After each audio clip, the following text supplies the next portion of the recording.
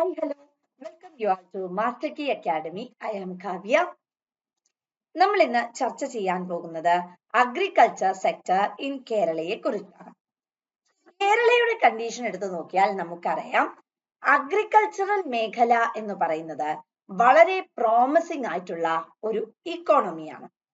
കേരളയിൽ വളരെയധികം ഫേമസ് ആയിട്ടുള്ള നോട്ടഡ് ആയിട്ടുള്ള green landscape, dense forest cover, abundant ആയിട്ടുള്ള water bodies, long coast line and environmentally surrounded ആയിട്ടുള്ള ഒരു കൾച്ചറൽ ഫ്രെയിംവർക്ക് ആണ് കേരളയ്ക്ക് അവൈലബിൾ ആയിട്ട് ഉള്ളത്.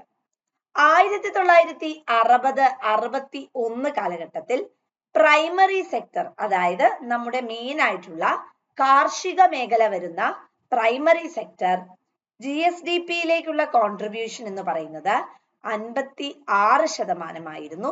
എന്നാൽ 2011-12 കാലഘട്ടം ആയപ്പോഴേക്കും അത് 9.1% കുറഞ്ഞിരിക്കുന്നു. ഇനി ഈ ഒരു മേഖലയിലേക്ക് നമ്മൾ നോക്കുകയാണെങ്കിൽ 11th 5-year പ്ലാനിന്റെ പ്രപ്പോർഷനില് നെഗറ്റീവ് ഗ്രോത്ത് തന്നെയാണ് നമ്മുടെ എക്കണോമിയിൽ പ്രൈമറി സെക്ടറിന് ഫേസ് ചെയ്യേണ്ടതായിട്ട് വന്നിട്ടുള്ളത്. കാരണം നമുക്കറിയാം ഇൻഡിപെൻഡൻസിന് മുമ്പൊക്കെ 85% ആൾക്കാരാണ് കൃഷി മേഖലയിൽ എംപ്ലോയ്മെന്റ് ചെയ്തുകൊണ്ടിരുന്നിരുന്നത്. പക്ഷെ പിന്നീട് എന്ത് സംഭവിക്കുന്നു വെച്ചാൽ ഈ കൃഷി മേഖലയിലുള്ള അവരുടെ കോൺട്രിബ്യൂഷൻ കുറയുകയും എല്ലാവരും തന്നെ വൈറ്റ് കോളർ ജോബ്സിലേക്ക് പ്രിഫർ ചെയ്യാനായി ആരംഭിക്കുകയും ചെയ്യുന്നു. 2011-12 അതാണ് നമുക്ക് ഒഫീഷ്യൽ ആയിട്ടുള്ള സ്റ്റാറ്റിസ്റ്റിക്സ് അവൈലബിൾ ആയിട്ടുള്ള വർഷം. കാരണം ലാസ്റ്റ് സെൻസസ് നടന്നത് അപ്പോഴാണ്. 2011-12 ഗ്രോത്ത് റേറ്റ് എന്ന് പറയുന്നത് ഈവൻ നെഗറ്റീവ് ഗ്രോത്തും ആയിരുന്നു. Low availability of land and high cost of factors of production ആയിരുന്നു ഏറ്റവും ഇമ്പോർട്ടന്റ് ആയിട്ടുള്ള പ്രശ്നം എന്ന് പറയുന്നത്. നമുക്ക് ലിബറലൈസേഷൻ, ഗ്ലോബലൈസേഷൻ പ്ലാറ്റ്ഫോം വന്നതോടുകൂടി പുറത്തു നിന്നുള്ള പ്രൊഡക്ട്സ് കമ്പീറ്റ് ചെയ്യുകയും തന്മൂലം പിടിച്ചു നിൽക്കാൻ സാധിക്കാത്തൊരു അവസ്ഥ വരികയും ചെയ്തു. ലേബറേഴ്സിന്റെ ഷോർട്ടേജും അതേപോലെ തന്നെ ഫെർട്ടിലൈസറിന്റെ സ്കാർസിറ്റി അല്ലെങ്കിൽ ഫെർട്ടിലൈസേഴ്സ് ഒരുപാട് ഉപയോഗിക്കുമ്പോൾ ലാൻഡിനുണ്ടാകുന്ന പ്രശ്നങ്ങളും കാർഷിക മേഖലയെ വളരെയധികം ഇൻഫ്ലുവൻസ് ചെയ്തു. പക്ഷേ rural livelihood options, food security, raw material ഏരിയയിലേക്ക് നമ്മൾ നോക്കുകയാണെങ്കിൽ ഈ ഒരു മേഖലയ്ക്ക് വളരെയധികം ഇമ്പോർട്ടൻസ് ഉണ്ട്. നമുക്കറിയാം ഒരു രാജ്യം ഡെവലപ്പ് ചെയ്യണമെങ്കിൽ ആ രാജ്യത്തെ 3 സെക്ടേഴ്സും, primary sector, secondary sector, tertiary sector, 3 മേഖലകളും എന്തായിരിക്കണം? വളരെ പ്രോമിസിംഗ് ആയിട്ട് ഡെവലപ്പ് ചെയ്തിരിക്കണം. അഗ്രികൾച്ചർ എന്ന് പറയുന്ന ഈ ഒരു മേഖലയാണ് നമ്മുടെ crop development, animal husbandry, fisheries മുതലായിട്ടുള്ള മറ്റ് മേഖലകളുടെ ഡെവലപ്മെന്റിലേക്കും നയിക്കപ്പെടുന്നത്. ഇനി നമ്മൾ ആനുവൽ ഗ്രോത്ത് റേറ്റ് അഗ്രികൾച്ചറൽ ഇൻകത്തിന്റെ ബേസിസിലായാലും share of agricultural GSDP in കേരളയുടെ പ്രപ്പോർഷനിലേക്ക് നമ്മൾ നോക്കിയാലും നമുക്ക് അതിന്റെ ഫാക്ടേഴ്സ് ഒന്ന് നോക്കാം. 2007-2008 share of agriculture and allied sectors in GSDP 13.2 ആണ്. ഫിഗറുകൾ നിർബന്ധമായും പഠിച്ചിരിക്കണം, കാരണം നിങ്ങൾ അറ്റംപ്റ്റ് ചെയ്യാൻ പോകുന്ന പരീക്ഷ അങ്ങനത്തെ ഒരു എക്സാം ആണ്. 2008-2009 12.7, 2009-10 11.5, 2010-11 10.1, 2011-12 9.1 ആണ്. ലാൻഡ് യൂസ് പാറ്റേണിലേക്ക് നമ്മൾ നോക്കുകയാണെങ്കിൽ നമുക്ക് ടോട്ടൽ ജിയോഗ്രഫിക്കൽ ഏരിയ ഇവിടെ 2011-12 ആണ് വന്നിരിക്കുന്നത്. അടുത്തത് 2010-11 ഉണ്ട്. പെർസെന്റേജ് ഓഫ് ജിയോഗ്രഫിക്കൽ ഏരിയ, നിങ്ങൾ പെർസെന്റേജ് ഓഫ് ജിയോഗ്രഫിക്കൽ ഏരിയ ആണ് പഠിച്ചിരിക്കേണ്ടത്. Total geographical area 100, forest 28. എത്ര ശതമാനം ഉണ്ട് എന്നാണ്? ഫോറസ്റ്റ് 28%, നോൺ അഗ്രികൾച്ചർ യൂസസിന് 10%, ബാരൻ അതായത് വെറുതെ കിടക്കുന്ന അത് 0.5%, പെർമനന്റ് പാസ്റ്റേഴ്സ് ഗ്രേസിംഗ് ലാൻഡ് 0%. കാരണം എല്ലാ ഭൂമിയും കയ്യേറി അല്ലെങ്കിൽ വേറെ കാര്യങ്ങൾക്ക് വേണ്ടി കൺവേർട്ട് ചെയ്യപ്പെട്ടിരിക്കുന്നു അല്ലെ. Land under miscellaneous tree crops 0.1% ആണ്. കൾട്ടിവബിൾ വേസ്റ്റ് എന്ന് പറയുന്നത് 2% ആണ്. Fallow other than current fallows 1%. Current fallow ഇപ്പൊ വെറുതെ കിടക്കുന്നത് 2. ശരിക്കും ടോട്ടൽ നോക്കുകയാണെങ്കിൽ അൺകൾട്ടിവേറ്റഡ് ആയിട്ട് കിടക്കുന്നത് 0.5 ആണ്. പെർമനന്റ് ആയിട്ട് വെറുതെ കിടക്കുന്നത് 0% ആണ്.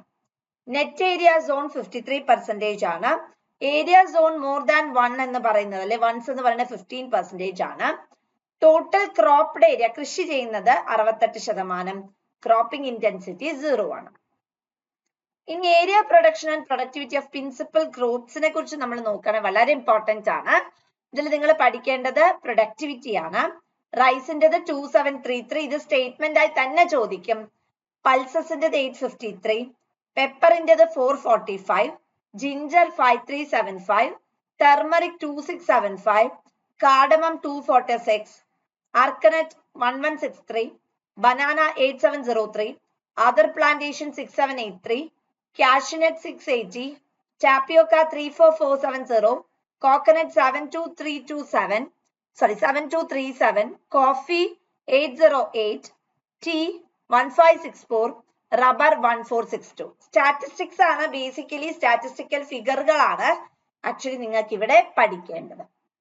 ഇനി റൈസിന്റെ മേഖലയിലേക്ക് നമ്മൾ നോക്കുകയാണെങ്കിൽ area production and productivity of HYV of rice 2009 to 2011-12 ആണ്. ആദ്യത്തത് ഏരിയയുടെ കേസിലാണ്. 2011-12 അത് 194734 ആണ്. പ്രൊഡക്ഷന്റെ കേസിൽ 545498 ആണ്. പ്രൊഡക്ടിവിറ്റിയുടെ കേസിൽ അത് 2801 ആണ്. കോക്കനറ്റിന്റെ കേസിലേക്ക് നമ്മൾ പ്രവേശിച്ചു കഴിഞ്ഞാൽ പ്രൊഡക്ടിവിറ്റി നോക്കുമ്പോൾ ഇന്ത്യയും കേരളയും തന്നിട്ടുണ്ട്. സ്റ്റേറ്റ്മെന്റ് അങ്ങനെ തന്നെ തരും. 2011-12 പഠിച്ചാൽ മതി. അത് 7237 ആണ് കേരളയുടെ കേസിൽ. ഇന്ത്യയുടെ കേസിൽ 6869 ആണ്. കാഷ്യൂനട്ടിന്റെ ഏരിയയിലേക്ക് നമ്മൾ പ്രവേശിച്ചു കഴിഞ്ഞാൽ പ്രൊഡക്ടിവിറ്റി 2011-12 680 ആണ് കേരളയുടെ കേസിൽ. ഇന്ത്യയുടെ കേസിൽ 749 ആണ്.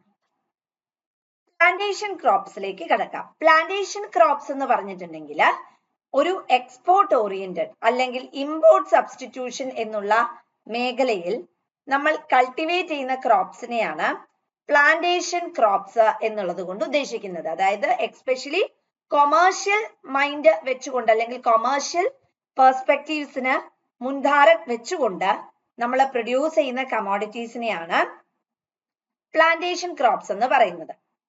And basically nearly 14 lakh families plantation ക്രോപ്സിനെ ഡിപ്പെൻഡ് ചെയ്ത് തങ്ങളുടെ ലൈഫ് മുന്നോട്ടേക്ക് കൊണ്ടുപോകുന്നുണ്ട്. ആൻഡ് ബേസിക്കലി 4 പ്ലാന്റേഷൻ ക്രോപ്സ് ആണ് നമുക്ക് ബേസിക്കലി ഉള്ളത് സൗത്ത് ഇന്ത്യയിൽ. അതിന് ഓരോന്നിനും ഡിസ്റ്റിങ്ക്റ്റ് ആയിട്ടുള്ള ക്യാരക്ടറിസ്റ്റിക് ഫീച്ചേഴ്സും ഉണ്ട്. ഇമ്പോർട്ട് റെസ്ട്രിക്ഷൻസ് റിമൂവ് ചെയ്യുക, കൊമേഴ്ഷ്യലൈസേഷൻ പ്രോസസ്സ് മൊബിലൈസ് ചെയ്യുക എന്നുള്ളതാണ് ഈ പ്ലാന്റേഷൻ ക്രോപ്സിന്റെ ലക്ഷ്യം. അതിൽ ഏറ്റവും ഇമ്പോർട്ടന്റ് ആയിട്ടുള്ള കുറച്ചെണ്ണമാണ് നമ്മൾ പഠിക്കുന്ന. Very first one is the rubber. റബ്ബറിന്റെ കൾട്ടിവേഷൻ എന്ന് പറയുന്നത് 5.39 lakh ആണ്.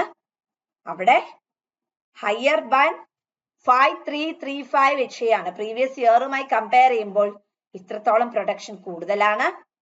നാച്ചുറൽ റബ്ബറിന്റെ കേസ് കേരളയിൽ എടുക്കുവാണെങ്കിൽ 2.4% ആണ് മുൻവർഷത്തെ അപേക്ഷിച്ച് ഡെവലപ്മെന്റ് ഉണ്ടായിരിക്കുന്നത്. നമുക്കറിയാം റബ്ബറിന്റെ പ്രൊഡക്ഷൻ എന്ന് പറയുന്നതിൽ നമ്മൾ വളരെ സോഫിസ്റ്റിക്കേറ്റഡും വളരെ മുൻപിലുമാണ്. ഏറ്റവും കൂടുതൽ റവന്യൂ കിട്ടുന്നതും റബ്ബറിൽ നിന്ന് തന്നെയാണ്.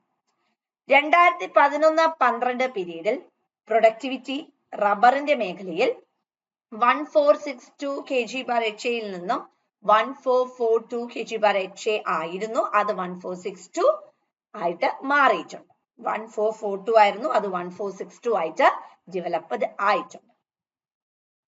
Total rubber production in the country എന്ന് പറയുന്നത് 2011-12 87.3% ആയിരുന്നു. ടീയുടെ മേഖലയിലേക്ക് നമ്മൾ പ്രവേശിച്ചാൽ total area of 5.8 lakh HA under tea in the country, Kerala accounts for 0.37 lakh hectare.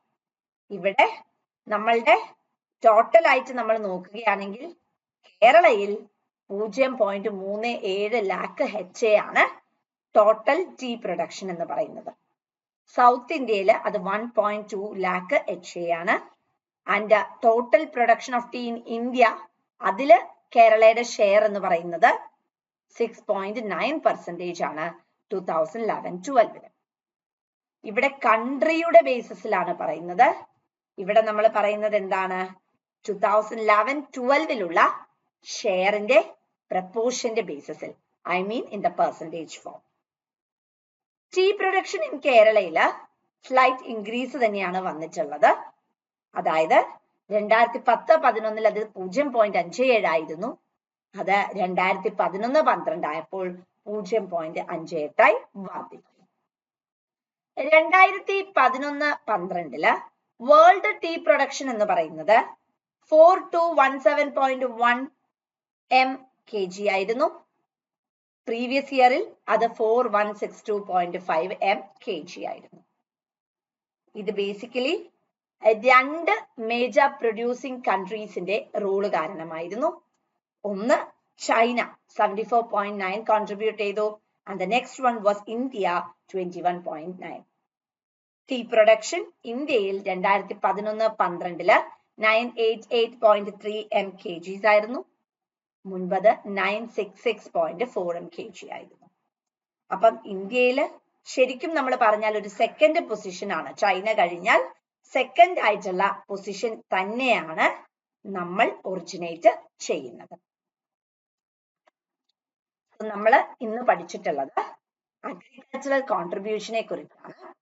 കേരളയിൽ വളരെ ഫേവറബിൾ ആയിട്ടുള്ള ഗ്ലോറിയസ് ആയിട്ടുള്ള ഒരു അഗ്രികൾച്ചറൽ ബാക്ക്ഗ്രൗണ്ട് ആണ് നമുക്കുള്ളത്. 1960-61 കാലഘട്ടം മുതൽ 2011-12 കാലഘട്ടം വരെയാണ് നമ്മൾ വിശകലനം ചെയ്തത്.